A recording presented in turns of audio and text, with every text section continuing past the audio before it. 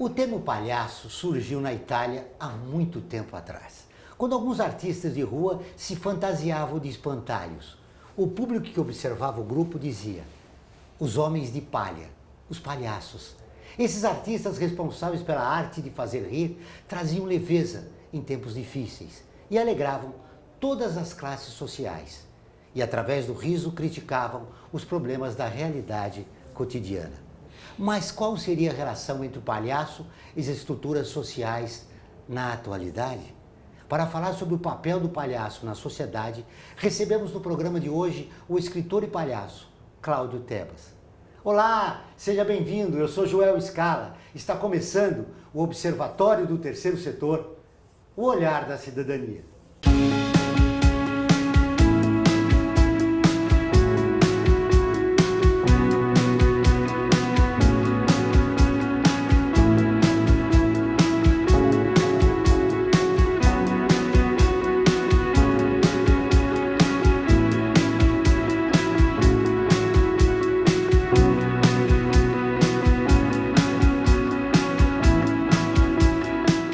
Cláudio Tebas é palhaço, escritor e educador há 20 anos da Escola Carandá Viva a Vida e fundador do Laboratório de Escuta e Convivência, cofundador das Forças Armadas, palhaço que atua no fortalecimento psíquico e emocional de pessoas em situação de fragilidade social e coautor do livro O Palhaço e o Psicanalista, com o professor e psicanalista Christian Ducker, publicado pela editora Planeta. Tudo bem, Cláudio? Seja bem-vindo ao Observatório. Obrigado, Joel.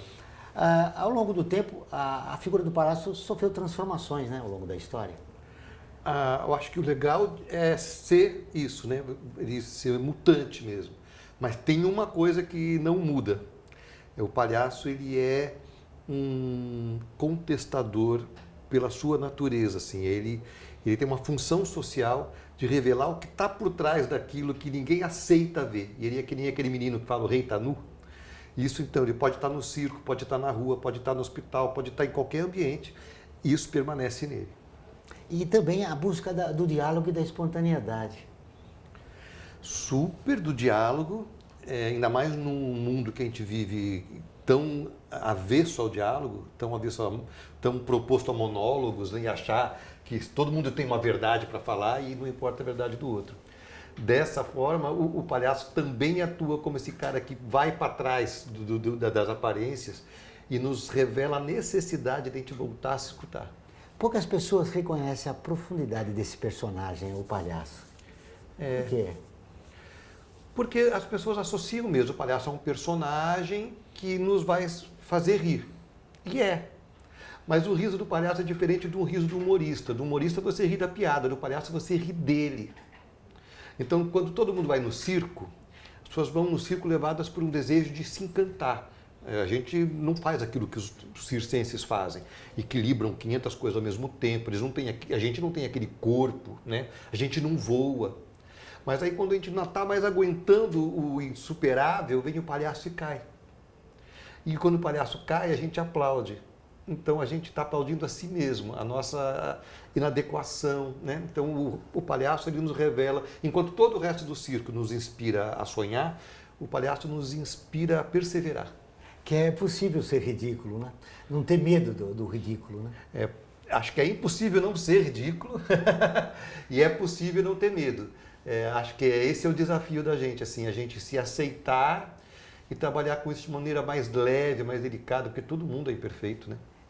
E por isso que ao longo dos tempos a figura do palhaço não é reconhecida através de uma importância social que ele tem, né? Não é reconhecida, mais uma vez, porque é associado ao riso barato, a piada de mau gosto, a gente é muito associado a isso, né? Por exemplo, manifestação coloca o nariz de palhaço, palhaço é xingamento. E eu, pessoalmente, acho que é muito importante que seja assim. Pessoalmente, isso. Tem outros palhaços que não gostam quando usam a palavra palhaço para xingar. Eu gosto. Eu gosto porque a hora que me colocam nesse lugar de zero à esquerda, de zero ninguém, de abaixo de zero, aí é que eu me sinto forte. Porque o que tem a perder é aquele que já sabe que não tem nada. É por isso que o bobo da corte tinha liberdade de falar as coisas para o rei, por exemplo, porque ele não tinha aspiração de poder lá dentro. Então ele era livre para falar. Então, quanto menos me dão, mais forte eu fico. Ser livre para falar foi um dos motivos que levou você a ser palhaço? Olha, é psicanalítico isso, hein? Olha, Joel, tudo começou. Eu acho que talvez sim. Eu sou muito tímido. E o nariz de palhaço, ele é um código que me autoriza a fazer o que normalmente não faz. Né? E a minha pesquisa atual, foi super boa pergunta, a minha pesquisa atual é como que eu posso estar, não de palhaço para palco, mas como posso estar de palhaço na padaria, como posso estar de palhaço aqui.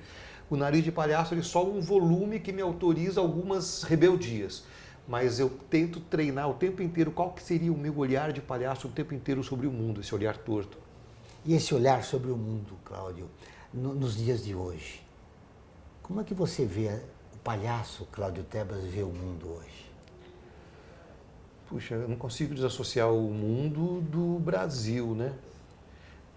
E acho que talvez mais do que nunca, desde que nasci, eu me sinto convocado a agir, me sinto convocado a atuar, me sinto convocado a revelar o que está por trás, convocado a ser...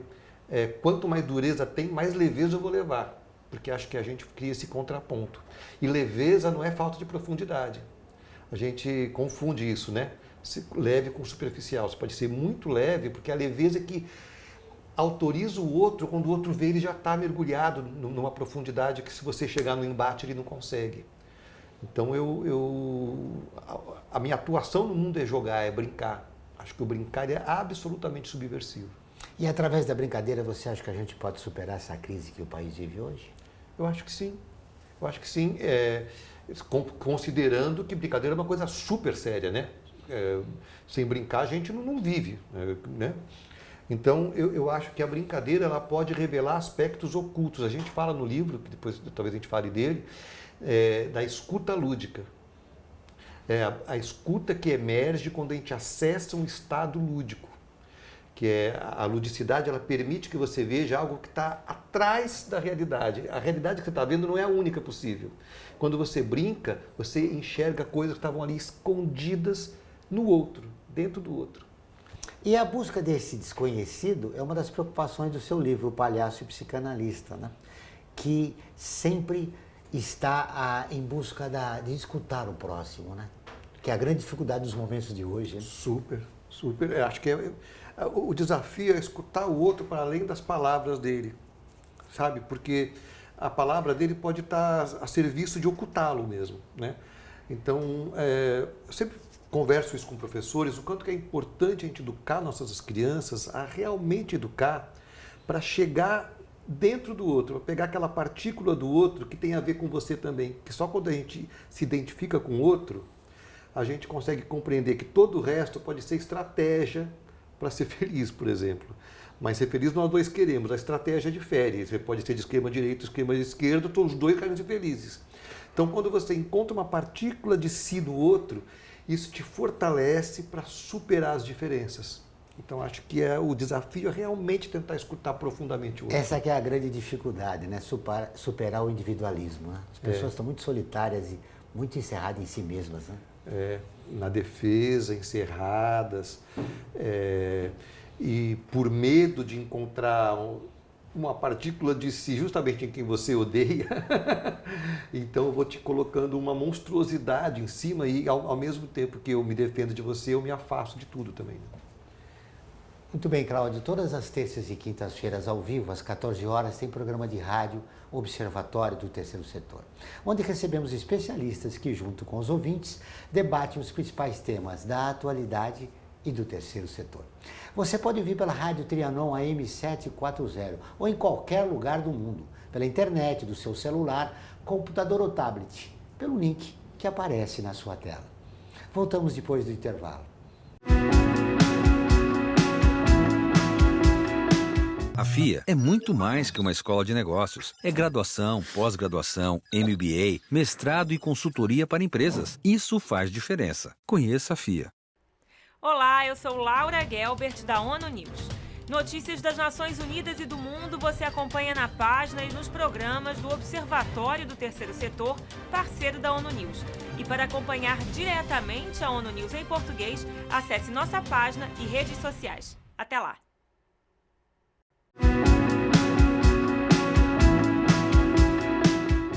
voltamos com o Observatório do Terceiro Setor. E agora, vamos para o quadro.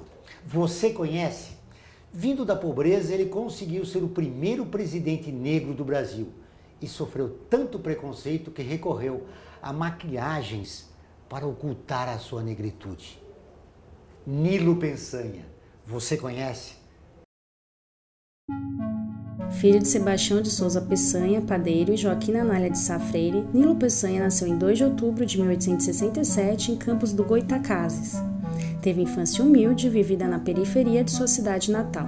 Após completar seus estudos na capital do estado, no Colégio Pedro II, deixou brevemente o Rio de Janeiro para formar-se na Faculdade de Direito de Recife.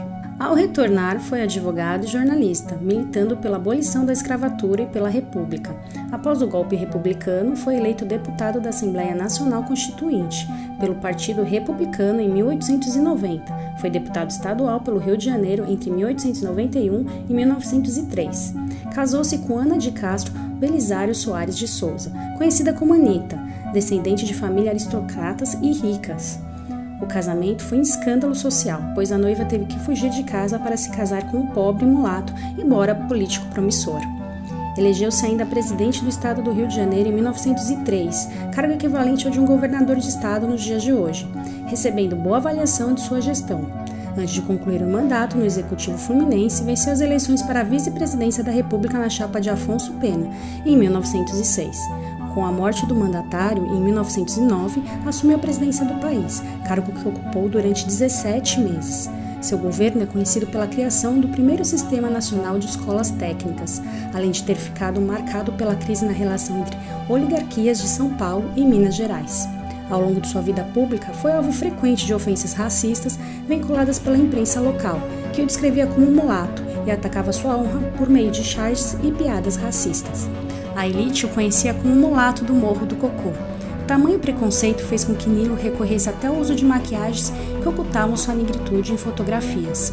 O preconceito da época, que até hoje atinge o Brasil, fez o país apagar da memória e esquecer o primeiro presidente negro da história do país. Por preconceito, a maioria da população brasileira desconhece que o Brasil já teve um presidente negro. Eu não sabia. Que loucura. Uma loucura absoluta. Bom, eu nasci em 64, então eu não tive nem aula de Revolução Francesa, por exemplo, né, por causa da ditadura. Então as informações eram muito cortadas mesmo. Então falar de negros não chegava. E hoje o preconceito que a gente vive em relação à população negra tem origem no passado, né, na escravidão. Uhum. E, Cláudio, como é que você acredita que nós podemos resolver essas questões de preconceito contra uma população que já é a maior população do país, né, que é a população negra? Educando, né, meu? É educar. Não tem outra... tudo que derivar vai ser da educação. É educar na esquina, educar no bar, educar aqui, educar na escola. Educar para diversidade, para o convívio, né? Educar para a gente ser mais feliz, né, meu? Uma das coisas que se mais gosta dos palhaços, né, é as piadas, escorrer numa casca de banana. Há também algumas piadas preconceituosas. O palhaço moderno está atento a esse viés preconceituoso das piadas? Sempre teve, né? Sempre teve esse caráter, às vezes, por ser mais popular, de buscar esse riso mais fácil, né? A gente falou do presidente negro. Você sabe qual foi o primeiro palhaço negro do Brasil? Nem tenho ideia. Então, nunca fala-se disso, né? Benjamin de Oliveira, que nasceu no final de 1800 ali, e ele é fundador, o criador do Circo Teatro, que é uma marca brasileira, mas que ao mesmo tempo resgata a comédia dell'arte, e que tem esse cunho de uma comédia que acontecia dentro do circo, muito popular, para ser acessível a qualquer público que estivesse ali. Então, em muitas dessas comédias tem sim algum humor mais preconceituoso e tal.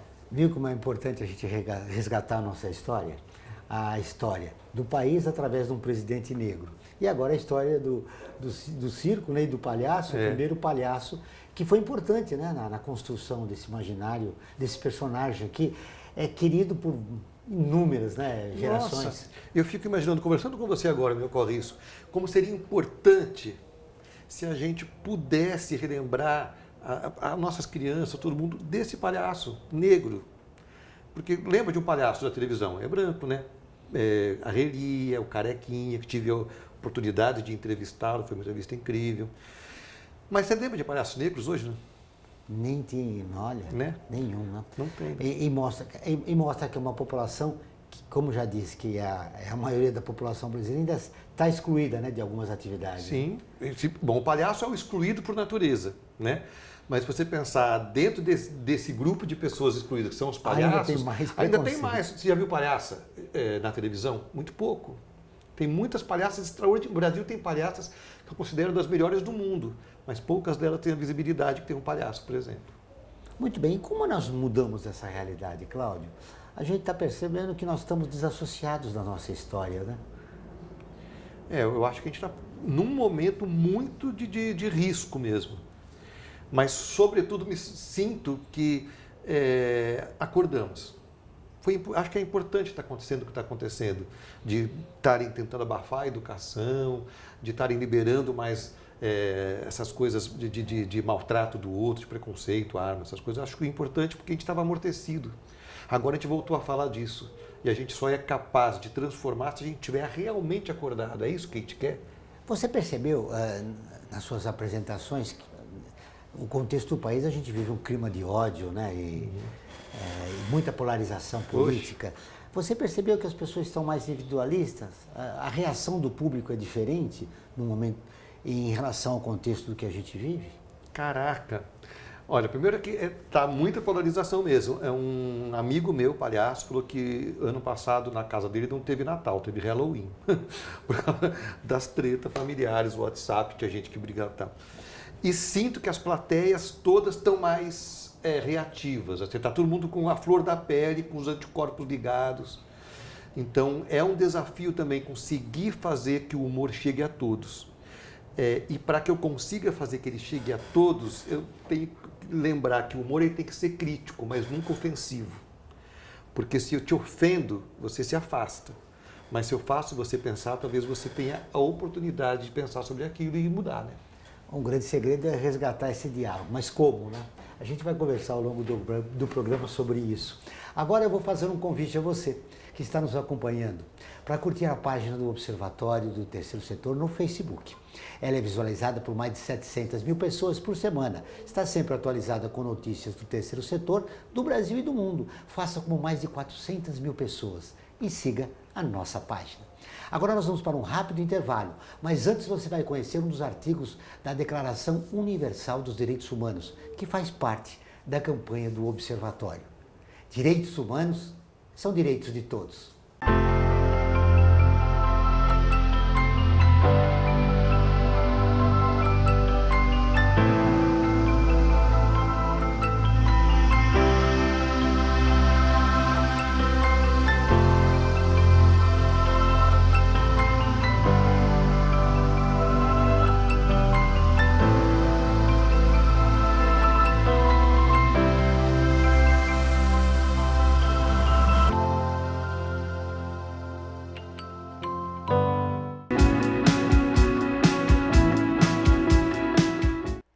Olá, eu sou Laura Gelbert, da ONU News.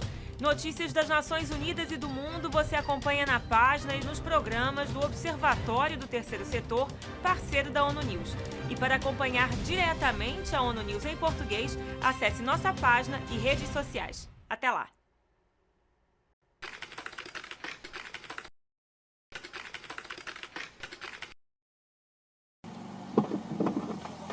Como é que chama a rua? Fala Piraí, fala que você vai aqui na Piraí. Tá. Tudo bem? Eu vou aqui na Piraí sequestrar o seu Antônio. Fica à vontade. Muito obrigado. Fica à vontade, é muito bom, velho. 3 câmeras, né? Aquele ali, que é meu celularzinho, esse aqui, que é um celular bem melhor que o meu, e a câmera que tá com o Pedro. Hã?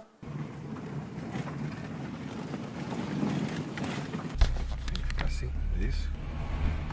Mas tem pra... É legal filmar ele, né? Acho que eu dei uma filmada com a outra mão. Opa, tudo bem? A fazendinha, por favor, eu vou torturar uma idosa lá. Vou pegar aqui à esquerda aqui, a fazendinha. Muito obrigado.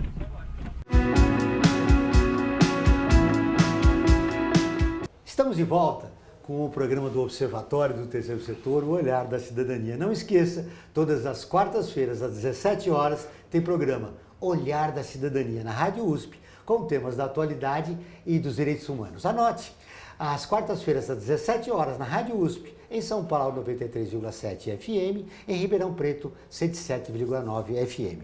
Cláudio, nós acabamos de assistir aí, Fala que eu não discuto. Fala que aí eu não mostrou discuto. que as pessoas estão fechadas em si mesmas, né? Como quebrar esse bloqueio? Nossa, a gente fez esse vídeo há 8 anos atrás, mas na verdade, preciso te contar, eu faço essa experiência desde que eu estava no colégio, sentava na turma do fundão e percebia que os professores não escutavam. Eles respondiam o que eles queriam responder para encaixar ali na apostila deles. Então a gente brincava muito de fazer perguntas absurdas. Então eu faço isso desde sempre. Acho que o desafio primeiro é entender algumas coisas. Por causa do vídeo, a gente conversou com um neurocientista, psicanalistas, conversamos com comunicadores. Então tem muitas explicações por que isso pode acontecer. Uma delas que eu acho interessante é que a cada segundo a gente recebe 11 milhões de bits de informação. 11 milhões de bits. 11 milhões de bits de informação. A cada segundo. E a gente só capta conscientemente 40 bits. Ou seja, a gente recebe 11 milhões e só capta 0,0003 de tudo. Então a gente pega muito pouco mesmo. E é bom que pegue, senão a gente enlouquecia, né? Porque é muita informação. Uma das pistas que é para a gente conseguir passar por essa fresta ou conseguir deixar que o outro passe por essa fresta tão estreita é emoção. Quando a gente se permite viver o encontro aqui e agora, com presença e com alguma emoção, a emoção não é fazer chorar, não é fazer rir, é viver a integridade do outro, a gente tende a lembrar mais. Por isso que acontece de às vezes você encontra uma pessoa, não sei se acontece com você isso, você não lembra muito bem dela, mas você se sente positivamente levado a ela ou negativamente. Porque às vezes um olharzinho o seu cérebro registra. Então é importante que a gente viva as emoções profundamente. Você tocou num ponto fundamental, as emoções. Como ser natural numa sociedade como a de hoje, competitiva, que busca sempre fazendo a apologia do individualismo? Nossa, se você revelar suas emoções, você é um fraco, né? Aqui, nas empresas você deixa seus problemas lá fora. Está mudando isso, né? Eu faço muito trabalho corporativo e percebo que existe realmente um interesse para que as pessoas possam ter mais inteiras lá dentro. Porque pessoas mais felizes vão produzir mais, é bom para o negócio. Tem um livro que chama Felicidade, vou lembrar o nome do livro, lembro o nome do autor, que é Pedro Salomão. E ele fala disso com muita clareza, que felicidade hoje é a estratégia das empresas. Não é só porque são bonzinhos. É porque é importante que as pessoas estejam melhores. E para estar melhor, você tem que viver a possibilidade de chegar triste na empresa. Porque antigamente o cara chegava na empresa, que nem supermercado, se amarrava o cachorrinho na porta e entrava no mercado para fazer compra e saía e pegava o cachorro. Muitas empresas são assim, você amarra o seu coração na porta, entra e quando sai encontra o coração e passa com ele um final de semana. É isso que a gente quer. Isso começou a mudar agora com a inteligência emocional, né? A valorização do que você está sentindo no momento. Sim, e se você não está num bom momento, você bota lá um vermelhinho, um botãozinho vermelho, você vê tal outro. Isso que varia, porque as pessoas são isso, né? Nós nos alternamos. Né? Sim. Mas no seu livro você toca que uma das importâncias, uma da coisa mais importante que o ser humano pode ter para se encontrar com a sua própria natureza é você escutar. Né? Que dicas que você apresenta no teu livro, O Palhaço Psicanalista, que quem está nos vendo pode falar, pô, olha, isso é interessante, deixa eu prestar atenção. Tá. Eu acho que uma das coisas que pode ajudar, a gente traz um livro, o livro ele não traz 7 passos para ser o melhor escutador. Ele oferece pistas. Não é de autoajuda, não? Não, a gente até brinca um pouco com isso. Mas tem pistas. Uma das coisas é você realmente sair do automático. E para você sair do automático, você tem que ter um trabalho para isso. Então, fazer caminho diferente para ir para casa, se surpreender, pedir para o garçom trazer um prato que você nem imagina qual é. E isso cerebralmente, eu tenho uma pesquisadora de neurociência, se chama Inês Coso, ela fala que sempre que você faz uma coisa diferente, nascem novos neurônios. E nascendo novos neurônios, acontecem novas sinapses. Então, qualquer coisa diferente, pedir um prato que nunca viu. Por exemplo, nas minhas aulas de palhaço, dou aula uma vez por ano de palhaço, uma das lições de casa é o cara se perder. E não pode assim, virar a esquina e falar que está perdido.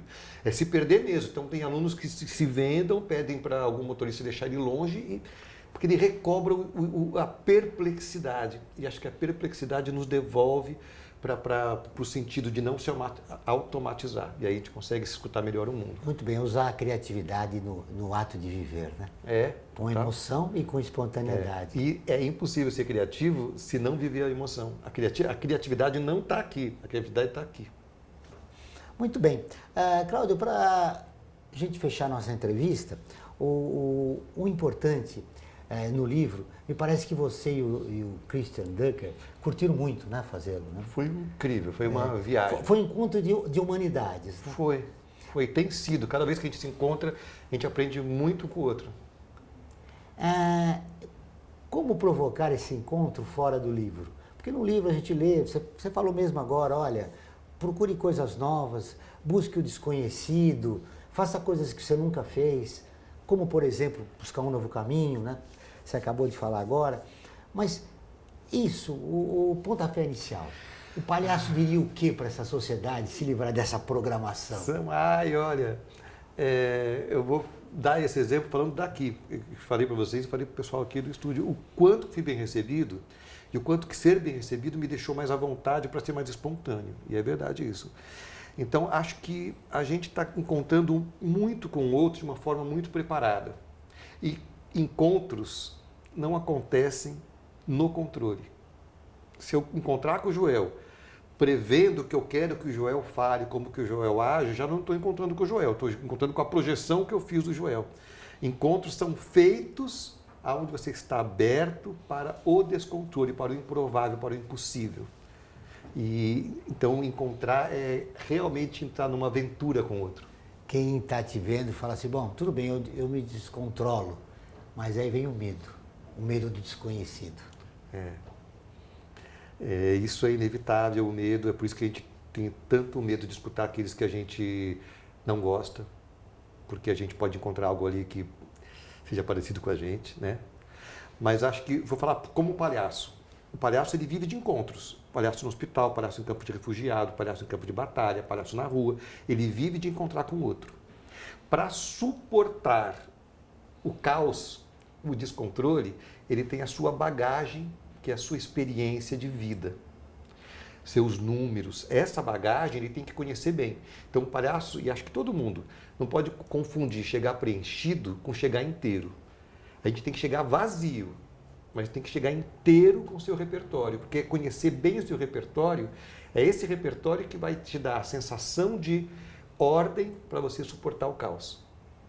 Ficou muito abstrato? Conseguiu entender isso? Não, é interessante.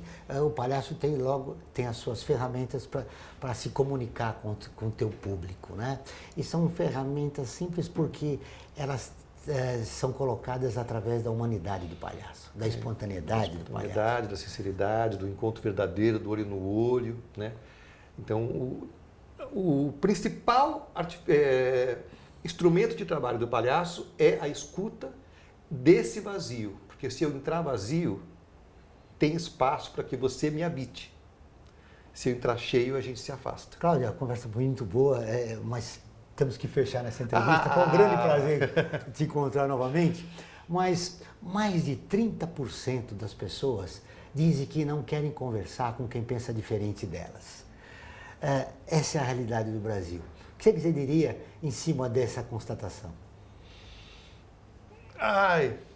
É curioso, as pessoas, ou seja, se mais de 30 dizem que não querem conversar, é porque 70 dizem que querem, mas será que dessas 70, quantos por cento realmente conversam?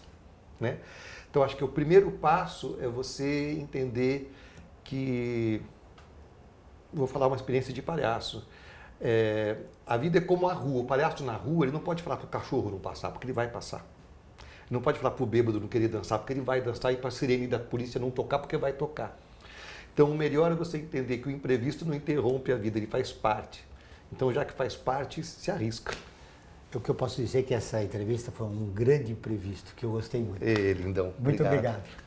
O Observatório do Terceiro Setor fica por aqui. Esse e todos os nossos programas de TV e rádio estão no nosso portal, acessado por mais de 1 milhão de pessoas de 173 países. Acesse você também, observatório3setor.org.br. Voltamos na próxima semana, sempre na luta por uma sociedade mais justa, solidária e tolerante.